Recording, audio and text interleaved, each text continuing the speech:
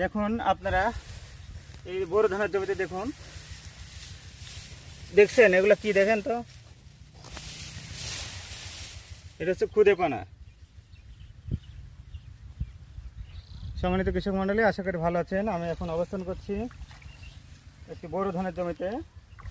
দেখেন এই জমিতে অসংখ্য অসংখ্য আপনার খুদে পানা হয়েছে। দেখেন এই খুদে পানা, দেখেন কত কী পরিমাণে হয়েছে। দেখেন এই খুদে পানা ফসলের উপর স্তরে ভেসে থাকে, আর ভেসে থাকার পরে কি হয়, সূর্যালোকটা ধানের গোড়ায় পৌঁছাতে পারে না, যার কারণে ধানের ফলনে কিন্তু ব্যাহত হয়, ধানের ব্রাঞ্চিংটা কমে যায়, সালোক সংশ্লেষণ প্রক্রিয়াটা ব্যাহত হয়।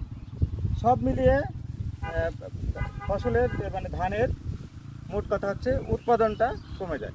তো আপনাদের কাছে একটি অনুরোধ করবো, আপনারা যে সকল চাষি ভাইদের জমিতে এরকম খুদে পানা হয়েছে, আপনারা জমিটাকে শুকিয়ে দেওয়ার চেষ্টা করবেন। আর যদি শুকানো সম্ভব না হয় তাহলে আপনারা বিঘা প্রতি 250 থেকে 300 গ্রাম তুতে, অর্থাৎ কপার সালফেট বালির সঙ্গে মিশিয়ে আপনারা জমিতে ছিটিয়ে দেবেন। তাহলে এই খুদে পানার হাত থেকে রক্ষা পাবেন, অনেকটা পরিত্রাণ পাবেন, দমন করা সম্ভব হবে। তো ঠিক আছে বন্ধুরা, ভালো থাকবেন সবাই। আর একবার আমি বলে রাখি, এই খুদে পানা দমনের জন্য আপনারা